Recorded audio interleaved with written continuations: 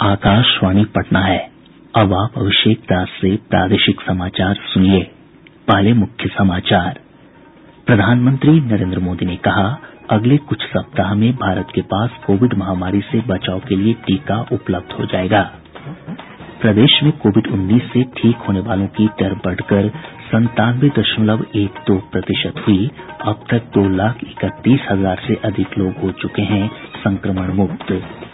गुवाहाटी से नई दिल्ली जाने वाली राजधानी एक्सप्रेस से 1 करोड़ रुपए से अधिक मूल्य के 2 किलोग्राम सोने के साथ 2 तस्कर गिरफ्तार।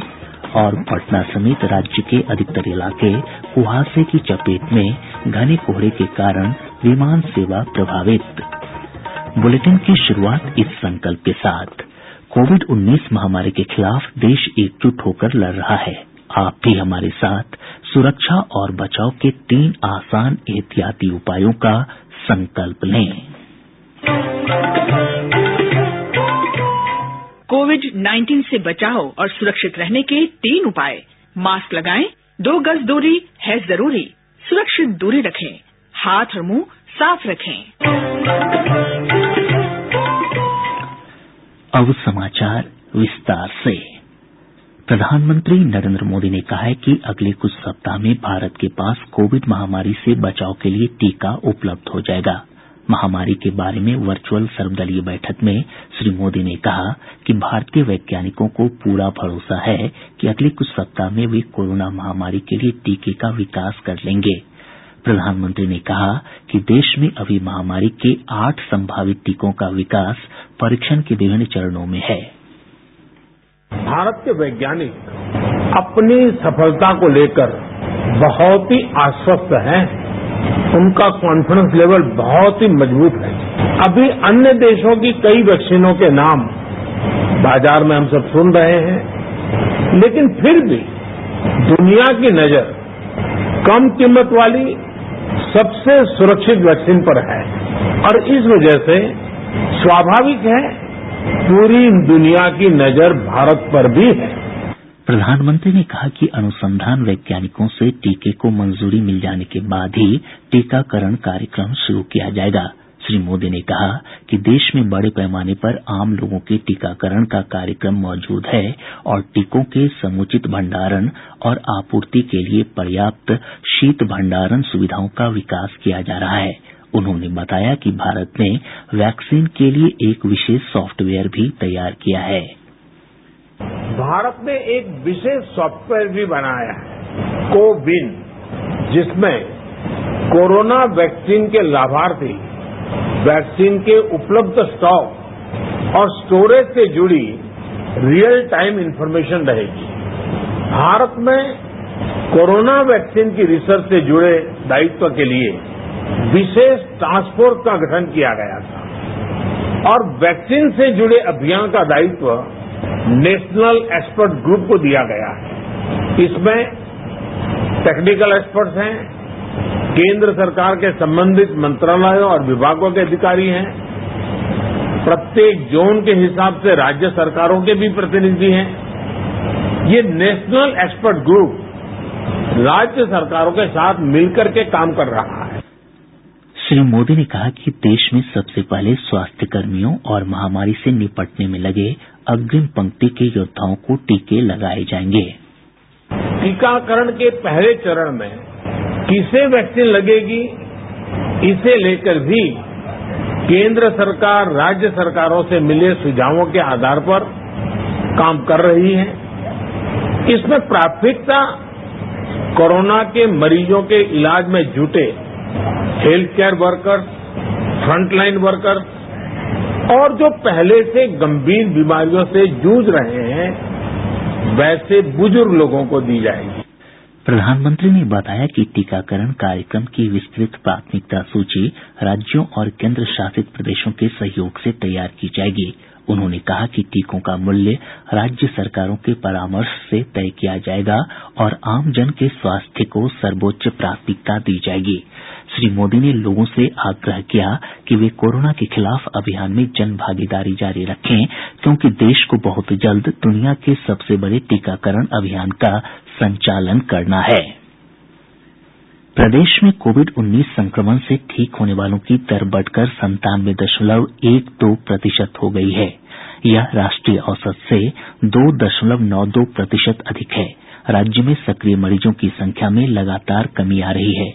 इस समय राज्य के विभिन्न अस्पतालों में 5,572 रोगियों का उपचार चल रहा है। पिछले 24 घंटे के दौरान जहां एक ओर 619 नये रोगी सामने आये, वहीं 605 रोगी ठीक हुए। राज्य में अब तक 2,31,108 रोगी इस संक्रमण से ठीक हो चुके हैं। पिछले 24 घंटों के दौरान 1,26,000 से अधिक कोरोना टेस्ट किए गए। अब तक 1,51,00,000 से अधिक कोरोना टेस्ट किए जा चुके हैं। केंद्र सरकार ने बिहार सरकार के अनुरोध पर धान खरीद की सीमा 30 लाख टन से बढ़ाकर 45 लाख टन कर दी है। राज्य सरकार ने पिछले दिनों इस संबंध में केंद्र से अनुरोध किया था। इधर राज्य में अब तक 1,266 टन धान की खरीद हो चुकी है। 4,207 केंद्रों पर किसानों से धान खरीद की जा रही है। सरकार का लक्ष्य खरीद केंद्रों की संख्या 1,000 और बढ़ाने का है। राज्य सरकार ने बिहार कारखाना संशोधन अधिनियम 2020 को राज्यपाल की स्वीकृति के बाद अधिसूचित कर दिया है। इस अधिनियम के अनुसार अब 20 से कम श्रमिक होने की स्थिति में भी छोटे उद्यमियों को कारखाने का मानचित्र स्वीकृत नहीं कराना होगा। साथ ही 20 श्रमिकों तक सेवायोजन वाले कारखानों को अस्थायी लाइसेंस देने का प्रावधान किया गया है। उप मुख्यमंत्री तारकिशोर प्रसाद ने कहा है कि प्रधानमंत्री शहरी आवास योजना के तहत शहरों में गरीबों के लिए 1 लाख नये आवास का निर्माण किया जाएगा।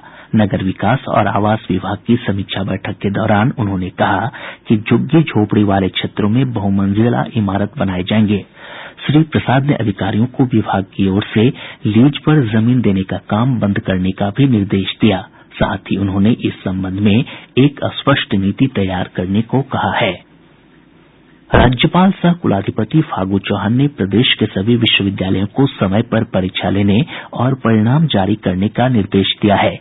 8 विश्वविद्यालयों के कुलसचिवों के साथ हुई बैठक में श्री चौहान ने परीक्षा की तैयारियों की समीक्षा की।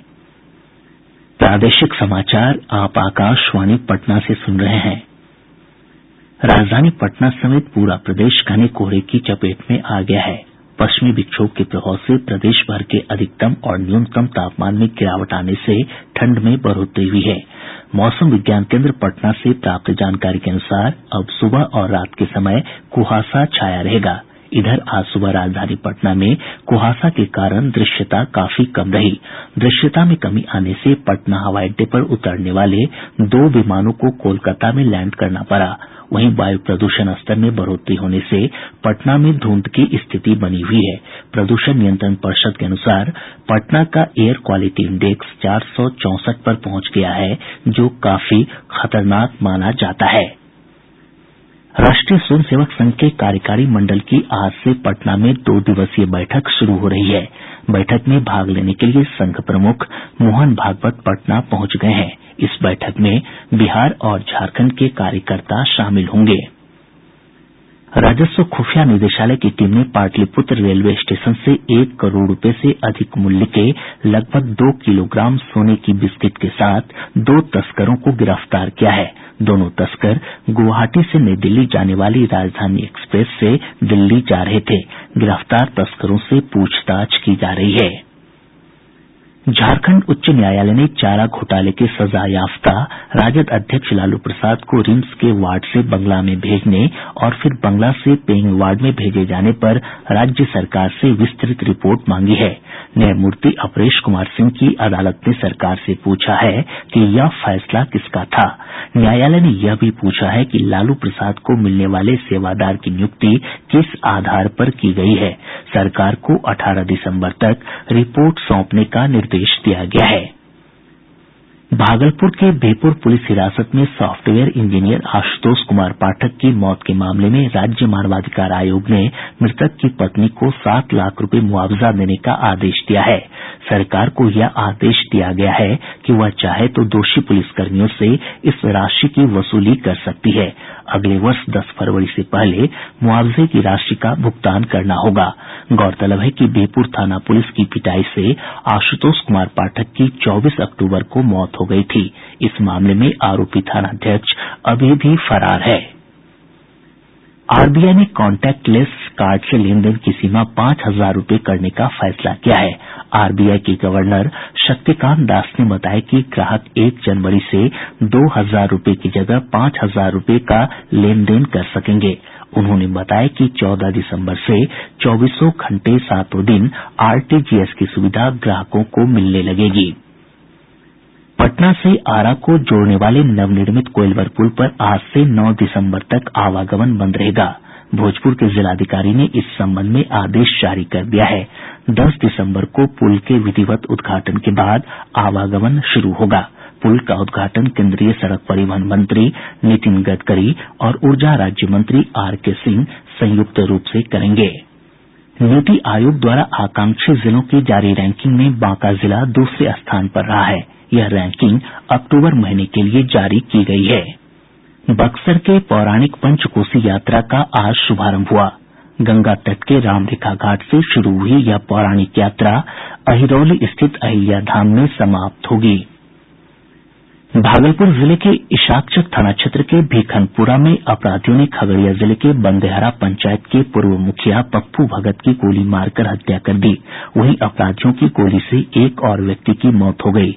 इधर मधुबनी जिले के लदनिया थाना क्षेत्र के गोदामटोल में अपराधियों ने एक शिक्षिका और उसके पति की गोली मारकर हत्या कर दी। बेगूसराय जिले के रतनपुर थाना क्षेत्र के निराला नगर स्थित बालिका गृह में एक किशोरी ने फंदा लगाकर आत्महत्या कर ली। मृतका शेखपुरा की रहने वाली थी। मामले की जांच चल रही है। पटना जिले के बिहटा थाना क्षेत्र के भगवतीपुर से उत्पाद विभाग की टीम ने एक ट्रक से 45 लाख रुपए मूल्य की शराब जब्त की है। परिवहन विभाग के चलंत दस्ता सिपाही भर्ती के लिए पटना में चल रही शारीरिक दक्षता परीक्षा में फर्जीवाड़ा करने के आरोप में 5 अभ्यर्थियों को गिरफ्तार किया गया है। अब पटना से प्रकाशित प्रमुख समाचार पत्रों की सुर्खियां। कोविड टीकाकरण को लेकर प्रधानमंत्री नरेंद्र मोदी की अध्यक्षता में हुई सर्वदलीय बैठक से जुड़ी खबरें आज के सभी समाचार पत्रों की प्रमुख सुर्खी है। दैनिक भास्कर ने लिखा है, भारत में कुछ ही हफ्तों में तैयार हो जाएगी कोरोना वैक्सीन, पीएम। हिन्दुस्तान ने लिखा है, प्रधानमंत्री बोले सबसे पहले स्वास्थ्य कर्मियों और बुजुर्गों का टीकाकरण हो सकता है। प्रभात खबर की सुर्खी है, नीतीश से मिले उपेंद्र कुशवाहा, नए सियासी समीकरण की अटकलें तेज। दैनिक जागरण ने रिजर्व बैंक के गवर्नर के हवाले से लिखा है, 1 साल तक कर्ज सस्ता होने की उम्मीद नहीं। राष्ट्रीय सहारा की सुर्खी है, सेंसेक्स पहली बार 45,000 के पार। दैनिक आज ने किसानों द्वारा 8 दिसंबर को भारत बंद के ऐलान से जुड़ी खबर को प्रमुखता से प्रकाशित किया है। और अब अंत में मुख्य समाचार एक बार फिर। प्रधानमंत्री नरेंद्र मोदी ने कहा, अगले कुछ सप्ताह में भारत के पास कोविड महामारी से बचाव के लिए टीका उपलब्ध हो जाएगा। प्रदेश में कोविड-19 से ठीक होने वालों की दर बढ़कर 97.12% हुई। अब तक 2,31,000 से अधिक लोग हो चुके हैं संक्रमण मुक्त। गुवाहाटी से नई दिल्ली जाने वाली राजधानी एक्सप्रेस से 1 करोड़ रुपए से अधिक मूल्य के 2 किलोग्राम सोने के साथ 2 तस्कर गिरफ्तार। और पटना समेत राज्य के अधिकतर इलाके कुहासे की चपेट में, घने कोहरे के कारण विमान सेवा प्रभावित। इसके साथ ही आकाशवाणी पटना से प्रसारित प्रादेशिक समाचार का ये अंक समाप्त हुआ।